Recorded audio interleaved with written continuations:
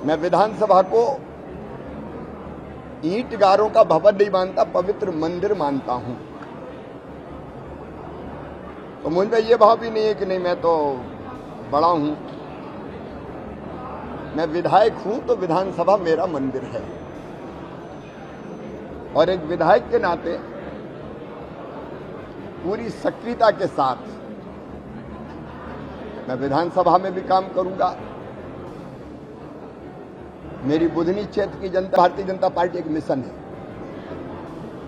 और जब एक मिशन में आप काम करते हो तो आप तय नहीं करते कि आप क्या करोगे, मिशन तय करता है कि आप कहां काम करोगे। तो जहां पार्टी तय करेगी वो काम मैं करूंगा। कुछ दिल्ली का चर्चा होगी, अब चर्चा होगी यहाँ थोड़ी मुझे पता है, लेकिन राष्ट्रीय अध्यक्ष जी ने कहा है, मैं उनसे मिलने जा रहा हूँ। सर, कल भी एक बैठक हुई थी दिल्ली में तमाम बड़े मध्य प्रदेश के नेता के मंत्रिमंडल को लेकर, क्या उस पर भी चर्चा हो सकती है? मेरी जानकारी में नहीं,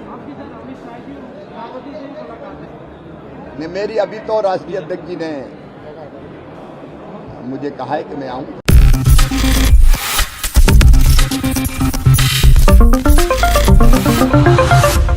5 राज्यों के विधानसभा चुनाव में से 3 राज्यों में प्रचंड जीत हासिल की भारतीय जनता पार्टी ने। मध्य प्रदेश, राजस्थान और छत्तीसगढ़, ये तीनों ही राज्यों में बीजेपी ने प्रचंड जीत हासिल कर ली है और नए मुख्यमंत्रियों का ऐलान भी कर दिया गया है।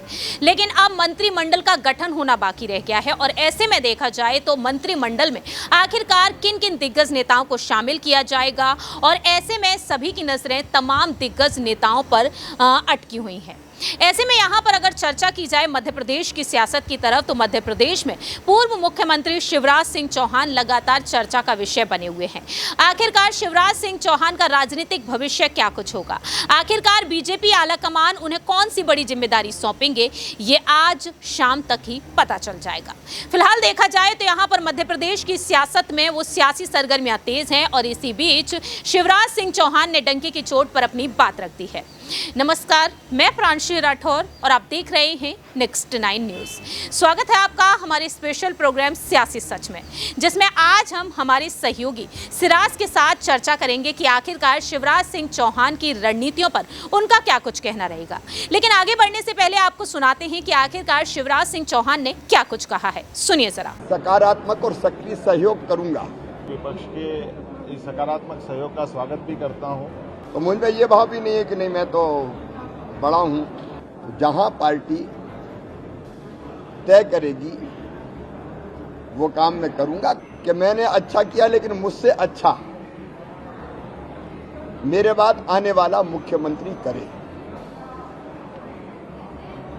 और मैं श्री मोहन यादव जी को, राजेंद्र शुक्ला जी को, जगदीश देवड़ा जी को और आने वाले मंत्रिमंडल को न केवल शुभकामनाएं देता हूं, बल्कि सकारात्मक और सक्रिय सहयोग करूंगा। विधायक दल के नेता के नाते वो हमारे भी नेता हैं, और दूसरे विधायक के नाते भी मैं विधानसभा को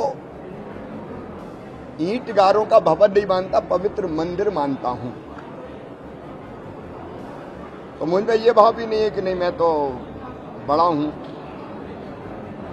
मैं विधायक हूं तो विधानसभा मेरा मंदिर है, और एक विधायक के नाते पूरी सक्रियता के साथ मैं विधानसभा में भी काम करूंगा। मेरी बुधनी क्षेत्र की जनता, जिसने बिना जाए मुझे सदैव भारी बहुमत से जिताया है, इस बार भी 1,05,000 वोटों से जीता हूं। तो वहां का विकास मेरी स्वाभाविक ड्यूटी है, कर्तव्य है। लेकिन प्रदेश की जनता की भी भावनाओं का प्रतिनिधित्व विधानसभा में होता है, वो भी मैं करता रहूंगा, और मैं बहुत आनंदित और प्रसन्न हूं। दिल्ली आज विधानसभा में नए मित्र शपथ ग्रहण कर रहे हैं, और जिस ढंग से नई सरकार ने काम शुरू किया है वो आनंद और प्रसन्नता देने वाला है। एक बार मेरी फिर शुभकामनाएं। दिल्ली में सर आज आपको दिल्ली में बैठक है जेपी नड्डा जी से। मैंने हमेशा कहा कि भारतीय जनता पार्टी एक मिशन है, और जब एक मिशन में आप काम करते तो आप तय नहीं करते कि आप क्या करोगे, मिशन तय करता है कि आप कहां काम करोगे। तो जहां पार्टी तय करेगी वो काम मैं करूंगा। कुछ विषय ऐसे हैं जैसे पर्यावरण। अब पर्यावरण मेरा प्रिय मुद्दा है, महिला सशक्तिकरण मेरा प्रिय विषय है, वो अंतरात्मा से निकला हुआ विषय है, और बच्चों से जो मेरी आत्मीयता और लगाव है तो बाल कल्याण, ये विषय ऐसे हैं कि जो अंतरात्मा से मैं करता रहूंगा। दिल्ली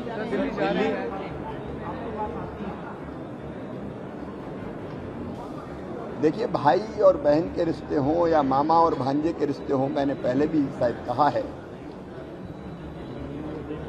कि भाई का रिश्ता विश्वास का है और मामा का है प्रेम का।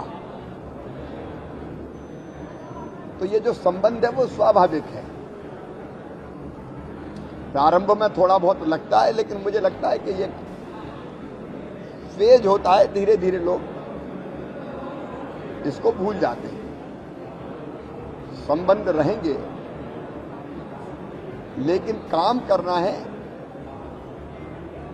सरकार सफल हो, जनता की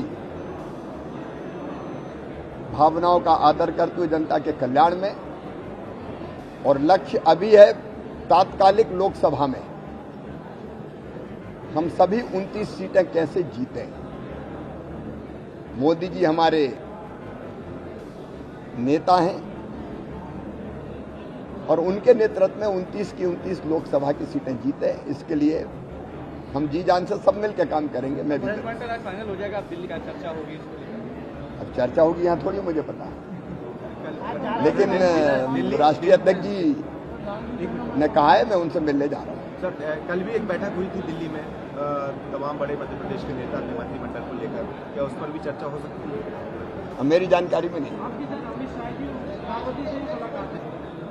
मेरी अभी तो राष्ट्रीय अध्यक्ष जी ने मुझे कहा है कि मैं आऊं। जैसा कि आपने सुना कि आखिरकार शिवराज सिंह चौहान ने क्या कुछ कहा। मालूम हो कि आज राजधानी दिल्ली पहुंचे हैं शिवराज सिंह चौहान। कैबिनेट का गठन भी जल्द से जल्द होने वाला है। मालूम हो कि मध्य प्रदेश के नए मुख्यमंत्री मोहन यादव बनाए गए हैं, शपथ भी वह ग्रहण कर चुके हैं। अब बारी है मंत्रिमंडल के गठन की। तो ऐसे में यहाँ पर ज्योतिरादित्य सिंधिया के 3 समर्थक रेस में हैं, लेकिन दावे ये किए जा रहे हैं कि एक ही मंत्री को यहाँ पर मंत्री पद मिल सकता है।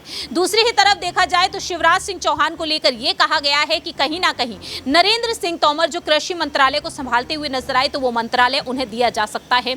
और ऐसे में यहां पर मोदी कैबिनेट का जो छोटा सा विस्तार होगा उसमें उन्हें कृषि मंत्रालय मिल सकता है। लेकिन इसी दौरान यहां पर जिस तरीके से राजधानी दिल्ली वह पहुंचे हैं और बीजेपी के राष्ट्रीय अध्यक्ष जेपी नड्डा जी से उनकी मुलाकात होगी, उस मुलाकात को लेकर भी उन्होंने बात रखी है। आखिरकार उनका राजनीतिक भविष्य क्या कुछ कहता है। सिराज से यहां पर यही सवाल हम लेना चाहेंगे कि आखिरकार शिवराज सिंह चौहान जो देखा जाए तो अब बेहद खुश नजर आ रहे हैं और दिल्ली वह पहुंच चुके हैं। जो कह रहे थे कि दिल्ली नहीं जाऊंगा, मर जाऊंगा, लेकिन दिल्ली नहीं जाऊंगा, भीख मांगना पसंद नहीं करूंगा। कैसे देख रहे हैं? क्या वाकई में शिवराज सिंह चौहान के लिए एक बेहद बड़ा विचार विमर्श कर रखा है जिसकी वजह से अब वह खुश होते हुए नजर आ रहे हैं?